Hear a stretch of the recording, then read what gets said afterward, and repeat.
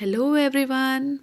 आज हम पढ़ेंगे CBSE class 10th economics chapter 2 sectors of Indian economy MCQs part 3। First question is a hospital और a health care centre in a city falls under the dash. Hospital और health care centre किस sector के under आता है? Options are tertiary sector, primary sector, secondary sector and cooperative sector. तो right answer is tertiary sector. Hospital और health care centre हमारा tertiary sector में आता है।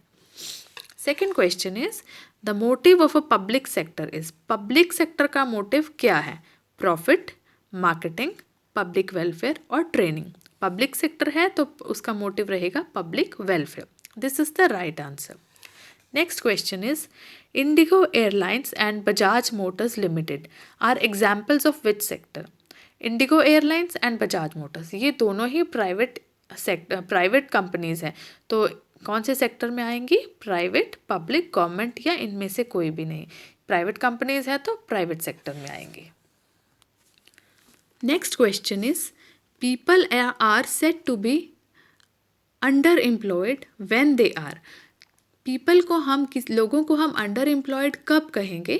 Options are not willing to work, being underpaid, working less than they are capable of and last is unskilled.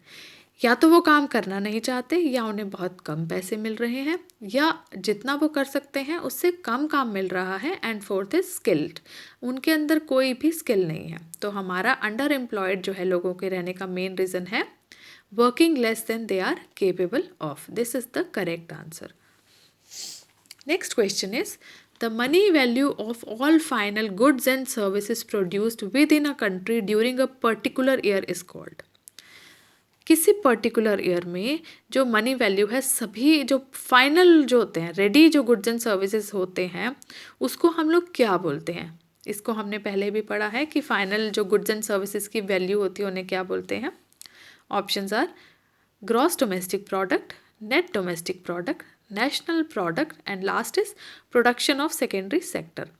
तो जैसे कि मैंने बोला कि हम लोगों ने पहले कर चुका है कि जो भी मनी फाइनल वैल्यू होती है गुड्स एंड सर्विसेज की, उनको हम बोलते हैं ग्रॉस डोमेस्टिक प्रोडक्ट, जीडीपी।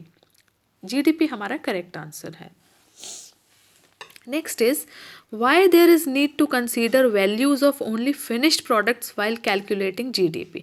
जब भी हम GDP कैलकुलेट करते हैं तो ये ज़रूरी क्यों है कि हम सिर्फ फिनिश्ड गुड्स और प्रोडक्ट्स की ही वैल्यू काउंट करें? ऑप्शंस है only finished goods have higher value, second is the value of final goods already included in the value of intermediate goods, third one is the value of final goods already the value of manufacturing and last one is इनमें से कोई भी नहीं। तो हमारा right answer है GDP में हम फाइनल वैल्यू ही क्यों इंक्लूड करते हैं? क्योंकि उसमें हमारी सारी की सारी जो है फाइनल गुड्स में इंटरमीडिएट गुड्स की भी वैल्यूज़ डाली जाती हैं। Means primary, manufacturing, secondary sector सभी की जो हमारी कॉस्ट है वो हमारे फाइनल गुड्स में डाली जाती है। इसीलिए जब भी हम जीडीपी कैलकुलेट करते हैं तो हम फाइनल वैल्यू ही कैलकुलेट करते हैं, जिसमें हमारी सारी इंटरमीडिएट गुड्स की भी वैल्यू ऐड होती है। Next question is in which sector activities are not guided by profit motive. कौन से सेक्टर में जो एक्टिविटीज़ हैं प्रॉफिट के लिए नहीं की जाती? हमारे ऑप्शंस हैं organise sector, public sector, private sector and unorganise sector. तो प्रॉफिट का कहाँ नहीं देखा जाता? पब्लिक सेक्टर में। पब्लिक सेक्टर में कोई भी एक्टिविटी प्रॉफिट मोटिव से नहीं की जाती। नेक्स्ट है which of the following statement is true in respect of public sector. अगर हम पब्लिक सेक्टर को देखें तो इनमें से कौन सी ऐसी स्टेटमेंट है जो ट्रू है? First option is big companies own most of the assets. बड़ी बड़ी कंपनियों के पास सबसे ज़्यादा एसेट है। Second, government owns the assets. Government ने सारे एसेट ले रखे हैं। Third is a group of people owns most of the assets.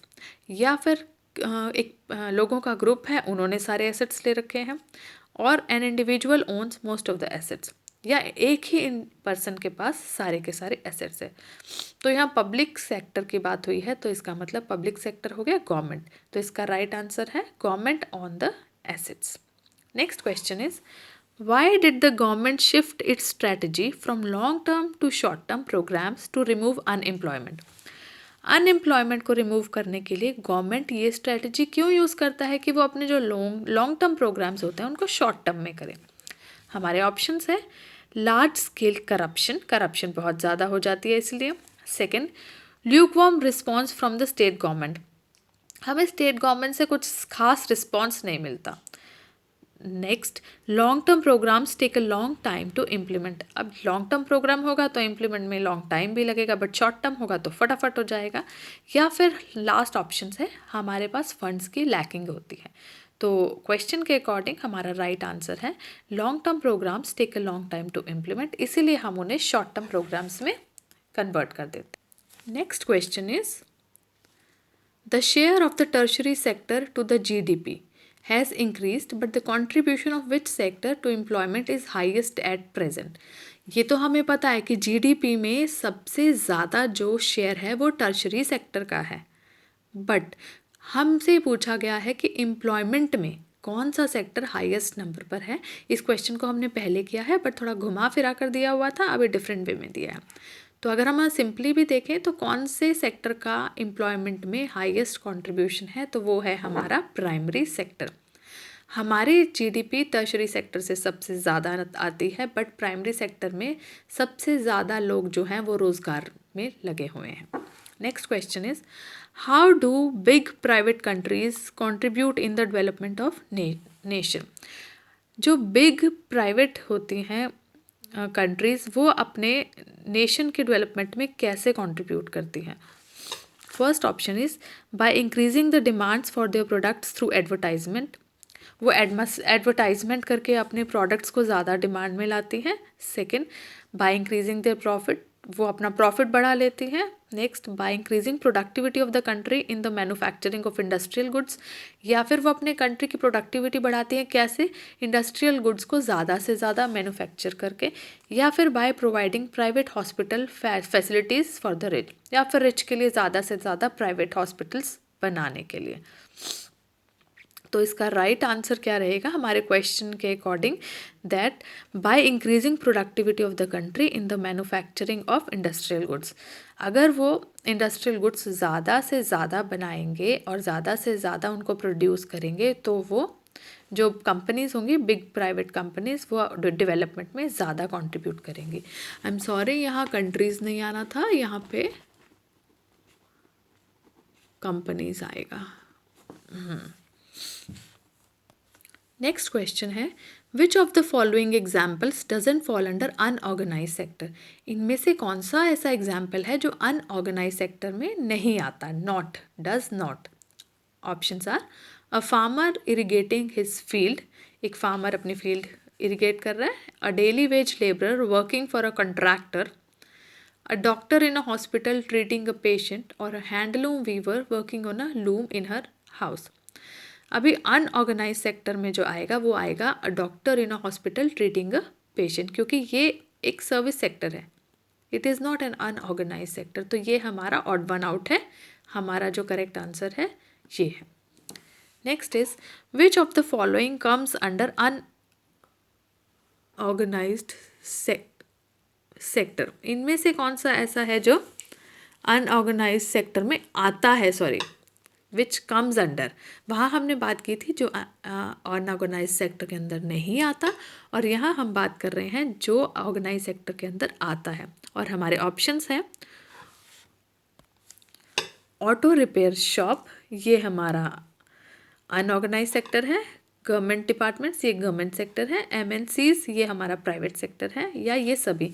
तो देखने से ही पता चल रहा है कि अनऑर्गेनाइज सेक्टर में क्या आता है? Auto repair shop. Next is workers of which sector are not enjoying job security और पेड लीव्स और मेडिकल बेनिफिट्स। कौन से सेक्टर के वर्कर्स जो हैं जिनको ना तो जॉब सिक्योरिटी मिलती है, पेड लीव्स भी नहीं मिलती और कोई भी मेडिकल बेनिफिट नहीं मिलता? Options are service sector, organise sector, industrial sector and unorganise sector. तो हमें तो देखने से ही पता चल रहा है कि जो अनऑर्गेनाइज सेक्टर है वो राइट आंसर है, क्योंकि इन जो ऑर्गेनाइज सेक्टर में जो लोग काम करते हैं उनको कोई जॉब सिक्योरिटी नहीं होती, कोई पेड लीव्स नहीं होती और कोई भी मेडिकल बेनिफिट नहीं मिलता। Next question is farmers come under the dash sector. अब फार्मर्स कौन से सेक्टर में आते हैं? पब्लिक, ट्रेजरी, अनऑर्गेनाइज्ड और ऑर्गेनाइज्ड। पब्लिक सेक्टर में गवर्नमेंट आता है, टर्शरी हमारा सर्विस सेक्टर हो गया, ऑर्गेनाइज्ड में बड़े बड़े ऑर्गेनाइजेशंस हो गए, तो हमारे फार्मर्स किस में आते हैं, अनऑर्गेनाइज्ड सेक्टर में। Next is a dash is an informal worker. इनमें से कौन सा ऐसा है जो इनफॉर्मल वर्कर है? ऑप्शंस है policeman, driver of a government बस, रिक्शा पुलर और an accountant in water works. तो आप सबको आता ही होगा ये। तो इनफॉर्मल वर्कर कौन है इसमें? Rickshaw puller. Next is the service sector employs people who are. Service sector कौन से पीपल को एम्प्लॉय करते हैं? Options are traditional workers, physically strong, agriculture labourers और ट्रेंड एंड एजुकेटेड। तो सर्विस सेक्टर में तो वही लोग जाएंगे जो ट्रेंड एंड एजुकेटेड होंगे। So this is the correct answer. Next is activities in the public sector are managed by. जो पब्लिक सेक्टर है उनकी एक्टिविटीज़ कौन मैनेज करता है? Options are government, individuals, a group of individuals और district collector. तो जहाँ पब्लिक सेक्टर की बात आ गई वहाँ गवर्नमेंट आ गया, तो यहीं से ही हमें पता चल गया इसका आंसर है द गवर्नमेंट। गवर्नमेंट हमारी पब्लिक सेक्टर को मैनेज करती है। यहाँ हमारा सेकंड चैप्टर के एमसीक्यूज़ का पार्ट 3 ख़त्म होता है। बाकी और ज़्यादा एमसीक्यूज़ के लिए हम नेक्स्ट पार्ट में मिलते हैं। Thank you so much.